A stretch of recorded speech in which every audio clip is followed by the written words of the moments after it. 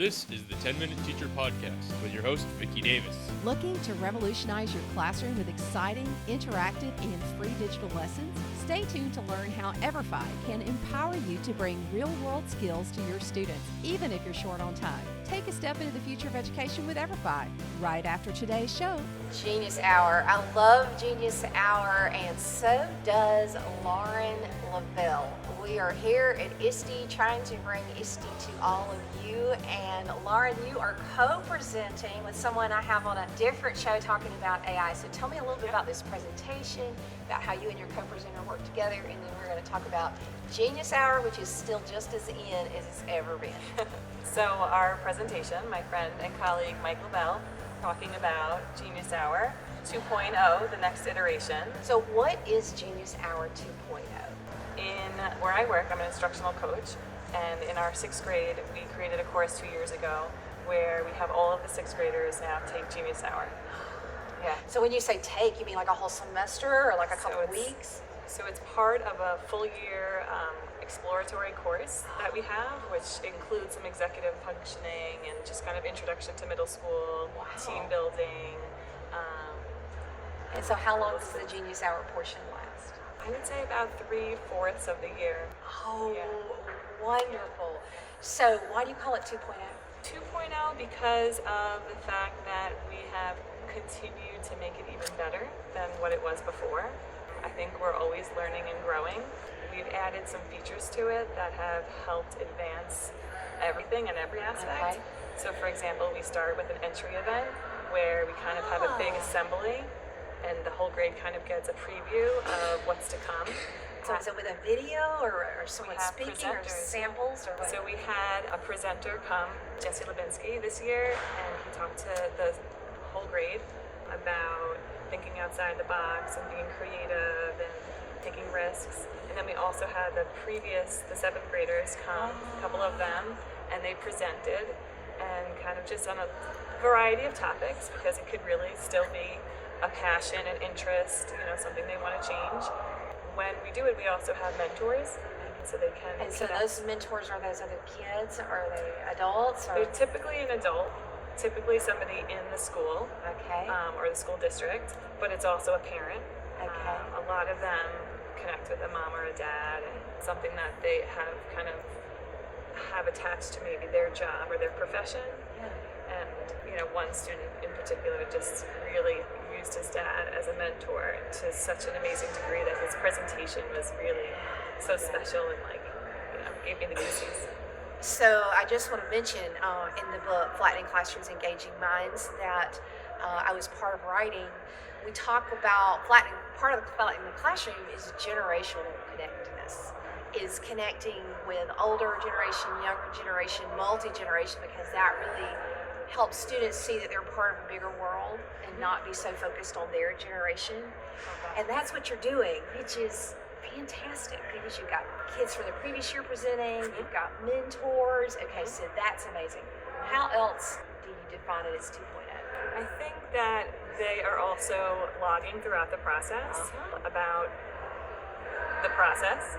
Okay. We focus on the process over the product. So in that blog, it's focusing on not only what they think they did well on in the previous week, and they put some progress pictures in, but then they also talk about their goals moving forward, and they continuously check in, and they check in with each other as well. Oh, Lauren, that's fantastic, because one of the things I've been teaching my own teachers about living in the world with AI is that we have to ask prompts that AI cannot answer, which is reflection questions. Right. You are just... That's exactly it. Oh, right. I love that. And so do you mind saying what platform you're blogging on? Are you allowed to tell Google. us? Yeah. Okay, so you're use blogging Google on... Sites. Cool, okay. So they have their each own individual Google site, or they one Yes. big massive together? Nope, they have their own individual Google site, Oh. and then they put in Google Forms within it so that they can gain feedback from each other. I was going to say they also have a thought partner that they are matched up with so that they can bounce ideas off of. We categorize their topics so that they can also meet in groups with somebody or some people that are working on similar ideas. Fantastic. Yeah. You go through this process, and then what's the final product? Are you ready to talk final product, or is there like a midpoint that you're... They gain feedback from not only their teacher but their peers. We use the protocol of using the words yes and building it to make it even better. And then eventually, once they work on their product and they're researching and learning and growing, they have something to share with us. But their presentation is what's at the end, and it's typically a memorized presentation. Rehearse, we talk a lot about presentation skills. We also hope that it's memorized, but allow note cards for some. Okay. They have the Google Slides automatically advancing behind them. Okay. And So almost like a lightning, Yeah. where it's forcing them to keep, keep going. That is Yeah. great. Now I may have to do that in my Genius projects. I like that. Kids can get long-winded too, can't they? for sure. That's my problem with Genius projects is those presentations. You Right. say 3 minutes, So 30 we minutes said- later, your whole week is blown because somebody can't stop presenting. We said 3 to 5 and timed slides that are automatically advancing and that kind of just handles cuts it. them up. Yeah. Awesome. For sure. Okay, and so they're presenting to their peers or their parents come? So everybody presents in their class, and then we have had 2 full years of this, so it depends on where the teacher is at, how comfortable they are with it, but they've also presented in the auditorium to everybody. Our next step is to include more of the parents, and we would like more of the teachers in the building to also come, do a presentation for them. Give us an example as we finish up of Okay. just 2 or 3 Okay. that just were like, oh, this is what Genius is about. One would just be about somebody who learned that it was more about the process and they were failing forward throughout, that they had an idea and it didn't work, and then they tweaked it and then it did work. And that was just, they were trying to create something in their bedroom for a basketball hoop, and they were just trying to make it work and it didn't, and then they realized this idea doesn't work at all and shifted gears and just didn't give up. I think we're so used to seeing students get frustrated and just, okay, tell me how to do this, right? And this process allows them to make those mistakes and then take risks and try again, and we support them along the way, and so does their thought partner and their different groups. So that one for sure. I think that is just a similar case of all of them. So I want to mention something here. Productive struggle.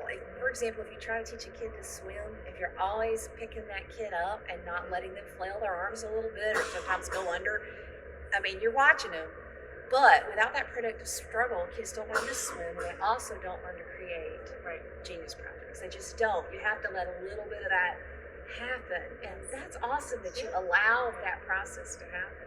Yes. And then we try not to focus too much on the product, but there was one amazing product last year where the child worked with his father on creating an exercise, like mini little pedaling system for under his desk while he was working, but at the same time would charge his Chromebook. Oh, I love that. That's that was really fantastic. And it actually worked. Yes. Now, that's the kind of project we like to see.